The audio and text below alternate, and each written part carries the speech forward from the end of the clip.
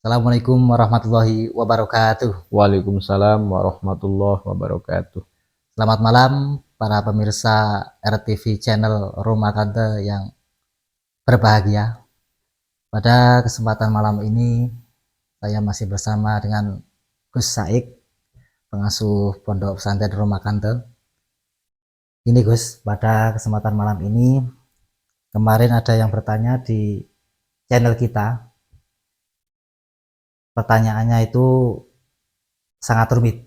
Mungkin bagi pemirsa itu rumit.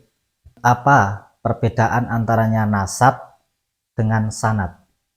Monggo dipun jelasaken, Gus. Nggih. Sakderenge kula tak menyapa pemirsa riyin nggih. Assalamualaikum warahmatullahi wabarakatuh.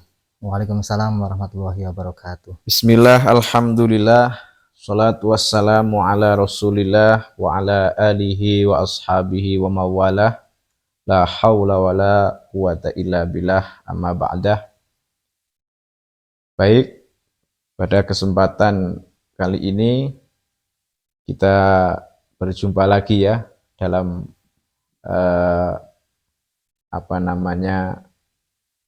podcast kecil-kecilan. Ya, Podcast kecil-kecilan, podcast yang sederhana. dibuat santai. Ya, podcast yang ala-ala santai lah Ya. Bukan ala-ala resmi.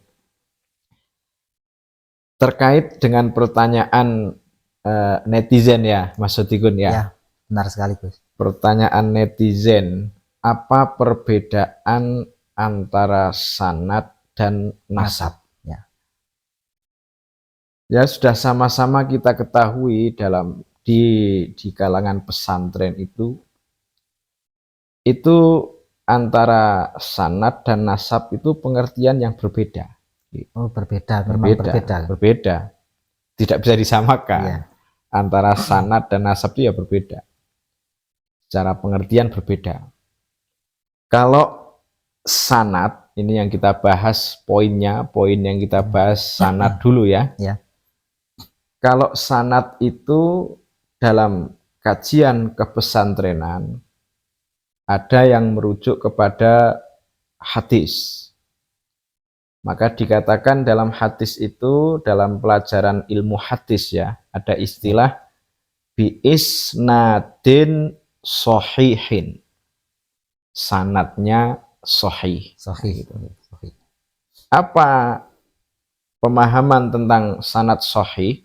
Sanad sahih yaitu runtutan periwayatnya hadis itu jelas. Maka biasa dalam kalangan pesantren ada istilah hadis mu'an'an. Ya, mu'an'an. Tadi contohnya an Ibnu Abbasin, an Ja'farin, an Abi Hurairah, an Rasulillah SAW. Nah, itu kan mu'an'an. Jadi berurutan, riwayatnya itu urut, bersambung sampai Rasulullah Muhammad Sallallahu Alaihi Wasallam. Jadi periwayatnya jelas, periwayatnya sikoh, bisa dipercaya, itu sanad.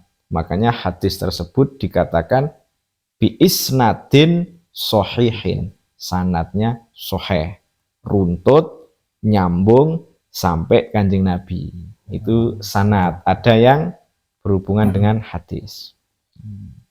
Ada pula di kalangan kepesantrenan ini, Mas Dikun ya, ada sanad itu sanad keilmuan.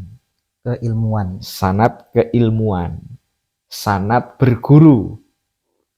Contoh Mas Sodikun berguru kepada Al-Maghfurlah Simbah Haji Nasiruddin.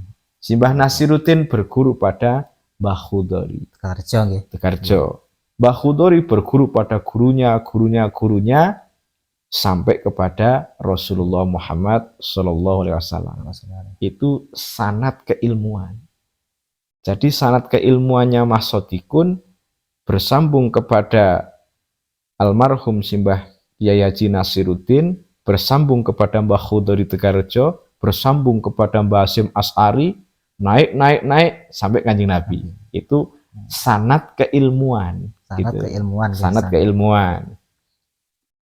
Nah, terus yang kedua tentang nasab. Nasab, ya nasab, Nah, nasab. apa itu nasab?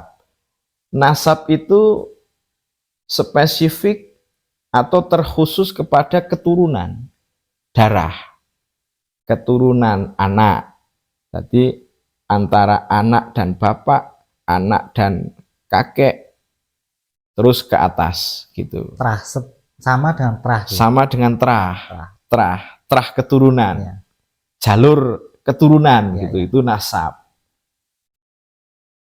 Jadi sekarang itu gini Mas Dikun, ada polemik, ada satu tokoh yang ya tokoh ternama. Ada yang mengatakan ketika ada orang membatalkan nasab itu sama halnya batal sanatnya. Gitu loh. Kan aneh. Aneh, itu memang aneh. Kan tadi sudah dijelaskan bahwasanya antara nasab dengan sanad itu memang berbeda. Berbeda. Itu apa? Terus bagaimana itu pendapatnya Gus itu? Ya gini ya, kalau pendapat saya pribadi ya, ini ya mungkin masih perlu mengkaji ulang. Jadi antara sanad dan nasab ini ya tidak bisa dicampur adukkan.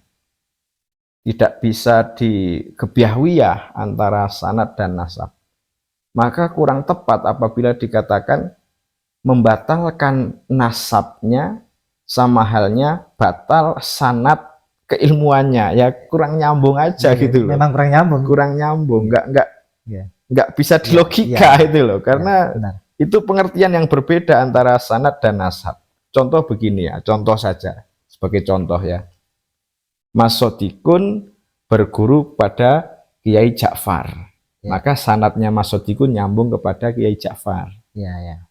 Dan ketika Mas Sodikun itu nyantri pada Kiai Ja'far, para santri cerita bahwa Kiai Ja'far ini terah keturunan dari Raden atau Prabu Sriwijaya. Wah, ini Mas Sodikun kan senang. Bangga punya guru yang nasabnya terahnya Prabu kepada Prabu Sriwijaya, kan pasti bangga. Nah, suatu saat ada orang mengatakan bahwasanya Kiai Ja'far sebagai gurunya Mas Sodikun ini nasabnya terputus atau terahnya ini tidak bersambung kepada Prabu Sriwijaya. Nah, kira-kira apakah ada efek dari sanadnya Mas Sodikun yang berguru pada Kiai Ja'far? Kan tetap sambung sanadnya. Nyambung ya. Kalau saya melisih dari tadi penjelasan dari Gusnya itu tadi tetap nyambung. Soal nasab dan sanad itu beda. Jadi sanad saya dengan Kiai Ja'far tetap nyambung. Nyambung. Nggak bisa. Baik Kiai Ja'far ini terahnya Sriwijaya, sanadnya tetap nyambung Mas Sodikun dengan Kiai Ja'far. Ataupun Kiai Ja'far terputus nasabnya kepada Sriwijaya, tetap nyambung sanadnya, gitu loh. Jadi ya aneh saja gitu. Masa ada orang membatalkan nasab terus sanadnya juga batal, kan aneh saja gitu loh. Tidak bisa tidak bisa dianalogikan gitu. Nah itu makanya bisa kita pahami bahwa antara sanad dan nasab itu pengertian yang berbeda. Sanad itu sanad keilmuan, bisa juga diartikan sanad perawi hadis kalau dalam kitab Mustalahul Hadis. Kalau nasab itu jalur terah, jalur keturunan. Itu secara pengertian kan berbeda gitu loh. Paham? Ya sudah paham. Mungkin dari netizen yang bertanya itu mungkin bingung saja guys. Mungkin kebingungan antara nasab dan sanad itu setahunya netizen sama itu gitu. Sama. Itu mungkin ya bisa kita pahami lah, karena namanya orang kan punya pemahaman yang berbeda-beda. Mungkin nasab sama sanad itu sama gitu. Sama ya, jadinya kalau nasab terputus, sanad terputus gitu. Sanad terputus ya. Iya. Memang kan pemahaman netizen kan berbeda-beda. Nah, semoga dengan adanya video kita ini ada netizen atau teman-teman pemirsa YouTube bisa tercerahkan. Bahwasanya antara nasab dan sanad itu pengertian yang berbeda, Iya, iya. gitu loh. Ada definisi masing-masing Iya. di antara keduanya. Begitu Mas Sodikun, Iya. pemaparan dari saya. Sudah, Gus. Ya udah, gitu aja. Bisa dipahami para netizen RTV channel yang tercinta. Semoga saja bisa dipahami dan mendapatkan ilmu yang manfaat, barokah. Dan dari saya cukup sekian. Wassalamualaikum warahmatullahi wabarakatuh. Waalaikumsalam warahmatullahi wabarakatuh.